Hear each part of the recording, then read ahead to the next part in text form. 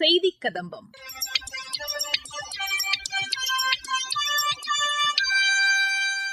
இன்றைய செய்தி கதம்பத்தில் தூத்துக்குடி வ.உ.சி. துறைமுக ஆணையம் எரிசக்தி மேலாண்மை அமைப்பிற்கான சர்வதேச தரநிலைப்படுத்துதல் அமைப்பு சான்றிதழை பெற்றிருப்பது குறித்து எமது செய்தியாளர் வழங்கும் தகவல். திருப்பூரில் போதைப் பொருள் பயன்பாட்டிற்கு எதிராக மாநகர காவல்துறை சார்பில் நடைபெற்ற விழிப்புணர்வு நிகழ்ச்சி குறித்து எமது மாவட்ட செய்தியாளர் வழங்கும் செய்தித் தொகுப்பு மற்றும் மத்திய அரசின் சமூக வலைதள பதிவுகள் ஆகியவை இடம்பெறுகின்றன.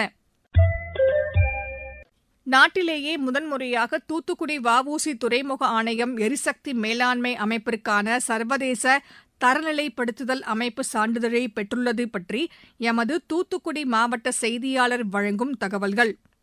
நாட்டிலேயே முதன்முறையாக தூத்துக்குடி வ.உ. சிதம்பரனார் துறைமுக ஆணையம் எரிசக்தி மேலாண்மை அமைப்பிற்கான சர்வதேச தரநிலைப்படுத்துதல் அமைப்பு 50,01/2018 சான்றிதழை பெற்றுள்ளது.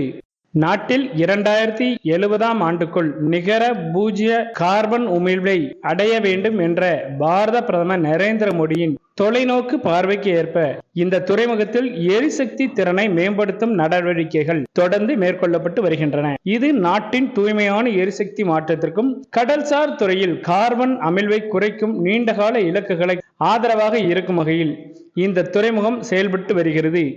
எரிசக்தியை திறம்பட பயன்படுத்துதல் மற்றும் நிலையான துறைமுக செயல்பாடுகளை முன்னெடுப்பதில் துறைமுகம் தொடர்ந்து மேற்கொண்டு வரும் முயற்சிகளில் இதுவும் ஒரு முக்கியமான சாதனையாகும். 2025-26 நிதியாண்டில் துறைமுகத்தின் மொத்த மின்சார தேவையில் 94% புதுப்பிக்கத்தக்க எரிசக்தி மூலமாக பூர்த்தி செய்யப்பட்டுள்ளது. இதில் சரக்கு கையாளும் உபகரணங்கள், மின் விளக்கு அமைப்புகள், கட்டிடங்கள் மற்றும் வெப்பமாக்கல், காற்றோட்டம் மற்றும் குளிரூட்டல் அமைப்புகள், நீர் பராமரிப்பு அமைப்புகள், பட்டறைகள் மற்றும் பராமரிப்பு வசதிகள் ஆகியவை இதில் அடங்கியுள்ளன.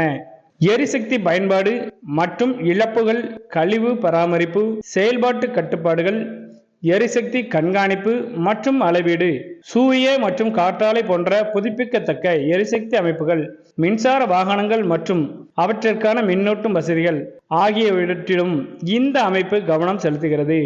துறைமுகத்தின் அனைத்து வசதிகளிலும் எரிசக்தி திறனின் பயன்பாட்டை தொடர்ந்து கண்காணித்து அவற்றை மேம்படுத்துவதும் இதில் அடங்கும். இந்த சாதனை எரிசக்தியை முறையாக நிர்வகித்தல், எரிசக்தியை திறம்பட பயன்படுத்துதல், எரிசக்தி சேமிப்பு மற்றும் எரிசக்தி செயல்திறனை தொடர்ந்து மேம்படுத்துதல் ஆகியவற்றில் தூத்துக்குடி வ.உ. சிதம்பரனார் துறைமுகம் மேற்கொண்டு வரும் முயற்சிகளுக்கு கிடைத்த இது மிகப்பெரிய ஒரு அங்கீகாரமாகும். பிரதமரின் ஆயுள் காப்பீட்டு திட்டம் சிறப்பாக செயல்படுத்தப்பட்டு வருகிறது. திருவள்ளூர் மாவட்டத்தில் பொதுமக்களிடையே நல்ல வரவேற்பு பெற்றுள்ளது. என் பேர் இளவரசன். நான் இந்தியன் பேங்க் மேனேஜராக இருக்கேன், மைக்ரோசெட் திருவள்ளூர் பிரான்ச்சில். பிரதான் மந்திரி இன்சூரன்ஸ் ஸ்கீமில் 436 ரூபா 20 ரூபா 2 இன்சூரன்ஸ் ஸ்கீம் இருக்குது. மகளிர் குழுவில் இருக்கிறவங்களே வாலண்டரியாக இந்த ஸ்கீமில் என்ரோல்மெண்ட் பண்ணி கொடுங்க அப்படின்னு சொல்லி நிறையா பண்ணுறாங்க. இப்போ 436 ரூபா ஸ்கீம் 55 வயசு கீழே இருக்கிறவங்க அந்த ஸ்கீமில் போடலாம். அவங்களுக்கு ஏதாவது ஒன்று ஆச்சுன்னா அவங்களுக்கு 2 லட்ச ரூபா வரைக்கும் அவங்களுக்கு இன்சூரன்ஸ் கவர் ஆகும். அதே மாதிரி 70 வயசு கீழே இருக்கிறவங்க 20 ரூபா ஸ்கீம் போடலாம். அந்த ஸ்கீம்லேயும் அவங்களுக்கு ஏதாவது ஒரு விபத்து மூலமாக ஏதாவது ஒன்று ஆச்சுன்னா 2 லட்ச ரூபா வரைக்கும் அவங்களுக்கு காப்பீடு வரும். என்னோட பேர் ஜோதி. நான் திருவள்ளூர் மாவட்டத்தில் இருக்கேன். நான் பிரதமரோட ஆயுள் காப்பீட்டு திட்டத்தில் சேர்ந்துருக்கேன். 436 ரூபா கட்டுறேன். வருஷத்துக்கு ஒரு வாட்டி கட்டுறேன்.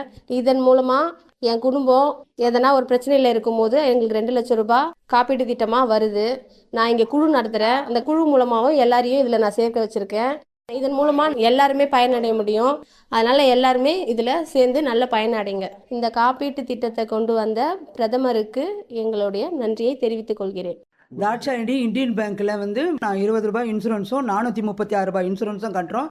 எங்க வீட்டில் இருக்கிற ஃபேமிலியும் என்னுடைய டாட்டர்ஸ், சிஸ்டர்ஸ், பக்கத்தில் இருக்கிற வீட்டுங்களுக்கெல்லாம் நானே சொல்லி அவங்களுக்கு செயல்பட்டு 15-20 நம்பர்ஸுக்கு நாங்கள் சேர்த்து விட்டுருக்கிறோம். அதே மாதிரி எல்லாருமே கட்டுவாங்க. இது என் குடும்பத்துக்கு பயன்படுத்தியா இருக்குது, எங்க வீட்டு பக்கத்தில் இருக்கிறவங்களுக்கு கூட பயன்படுத்தியா இருக்குது. பிரதமர் ஜீவ ஜோதி செயல்படுறதுனால அந்த 2 லட்ச ரூபாய் நமக்கு எப்பவுமே பயன்படும். பிற்காலத்தில் செயல்பாட்டில் நாங்கள் ஈகாட்டில் எல்லா மக்களுக்கும் அதை இன்னும் நாங்கள் மேம்படுத்துவோம். பிரதமர் அவருக்கு ரொம்ப நன்றி சொல்கிறேன்.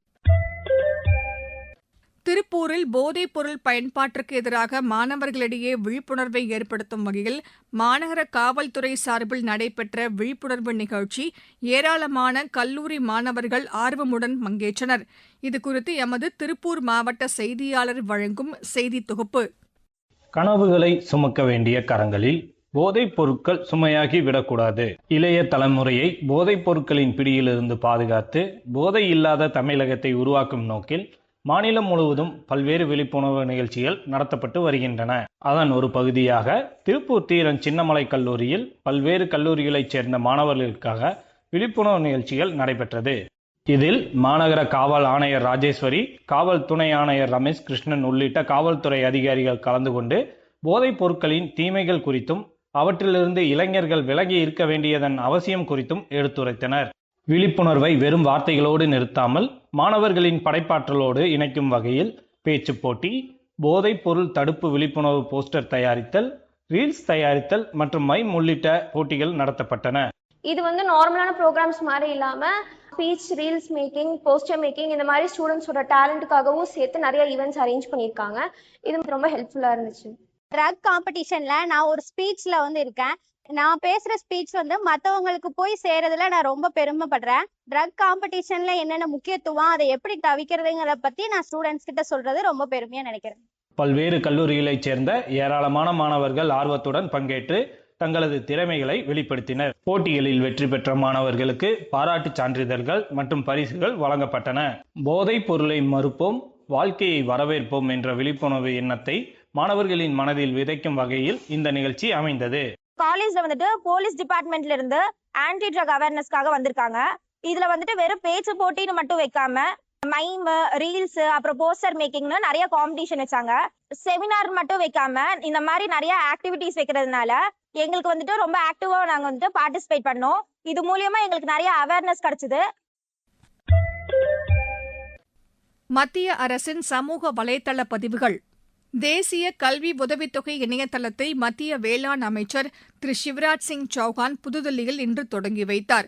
இதுகுறித்து அவர் வெளியிட்டுள்ள சமூக வலைதள பதிவில், இத்திட்டத்தின் கீழ் வேளாண் கல்வியை வலுப்படுத்த நாடு முழுவதும் உள்ள 6000த்திற்கும் மேற்பட்ட வேளாண்மை மாணவர்களுக்கு 21,35,00,000 ரூபாய் நேரடி பண பரிமாற்றம் மூலம் அவர்களின் வங்கிக் கணக்குகளில் செலுத்தப்படுவதாக தெரிவித்துள்ளார்.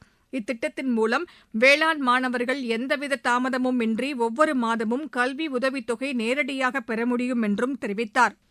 வேளாண் மாணவர்கள் ஸ்டார்ட் அப் நிறுவனங்கள் மற்றும் புதிய ஆராய்ச்சிகளில் ஈடுபட வேண்டும் என்றும் அவர் வலியுறுத்தினார். பிரதமர் திரு நரேந்திர மோடியின் தலைமையில் உணவு பாதுகாப்பு மற்றும் விவசாயிகளின் வருமானத்தை உயர்த்துவது ஆகியவற்றுக்கு முன்னுரிமை வழங்கப்பட்டு வருவதாகவும் திரு சிவராஜ் சிங் சௌஹான் தெரிவித்துள்ளார். நாடாளுமன்றத்தில் நீட் வினாத்தாள் பிரச்சினை தொடர்பாகவும் மாணவர்களின் போராட்டம் மற்றும் காவல்துறையின் நடவடிக்கை குறித்தும் மத்திய உள்துறை அமைச்சர் திரு அமித் ஷா பதிலளிக்க தயாராக இருப்பதாக மத்திய நாடாளுமன்ற விவகாரங்கள் துறை அமைச்சர் திரு கிரண் ரிஜிஜூ தெரிவித்துள்ளார். இது தொடர்பாக அவர் வெளியிட்டுள்ள சமூக வலைதள பதிவில், ராகுல் காந்தியும் எதிர்க்கட்சிகளும் திரு அமித் ஷாவின் பதிலை கேட்காமல் நாடாளுமன்றத்தை விட்டு வெளியேற பார்ப்பதாக குற்றம் சாட்டினார். எதிர்க்கட்சிகள் அரசியல் ஆதாயத்திற்காக நாடாளுமன்றத்தை முடக்குவதாகவும் உண்மையான விவாதத்திற்கு அவர்கள் முன்வர வேண்டும் என்றும் திரு கிரண் ரிஜிஜூ வலியுறுத்தியுள்ளார். நாட்டின் ஏற்றுமதி மற்றும் தயாரிப்புத் துறையை மேம்படுத்தும் வகையில் 10,000 கோடி ரூபாய் மதிப்பில் சரக்கு பெட்டக உற்பத்தி உதவி திட்டம் அறிமுகப்படுத்தப்பட்டுள்ளதாக மத்திய கப்பல் போக்குவரத்து துறை அமைச்சகம் தெரிவித்துள்ளது. இந்த திட்டம் குறித்து அந்த அமைச்சகம் வெளியிட்டுள்ள சமூக வலைதள பதிவில், நாட்டின் உள்நாட்டு தேவைக்காக சுமார் 20 லட்சம் காலி சரக்கு பெட்டகங்களை இறக்குமதி செய்ய வேண்டியிருப்பதாக கூறியுள்ளது. சர்வதேச சந்தையில் ஏற்படும் தடைகளும் ஏற்ற இறக்கங்களும் நாட்டின் வர்த்தகத்தை பாதிப்பதால் இந்த சரக்கு பெட்டக உற்பத்தி உதவி திட்டம் கொண்டுவரப்பட்டுள்ளதாக அந்த அமைச்சகம் தெரிவித்துள்ளது. சர்வதேச தரத்திலான எஃகு பெட்டகங்களை உள்நாட்டிலேயே தயாரிப்பதன் மூலம் நாட்டின் உற்பத்தியை பெருக்குவதுடன் 53,000த்திற்கும் மேற்பட்ட வேலை வாய்ப்புகள் இதன் மூலம் உருவாக்கப்படும் என்றும் மத்திய கப்பல் போக்குவரத்து துறை அமைச்சகம் தெரிவித்துள்ளது.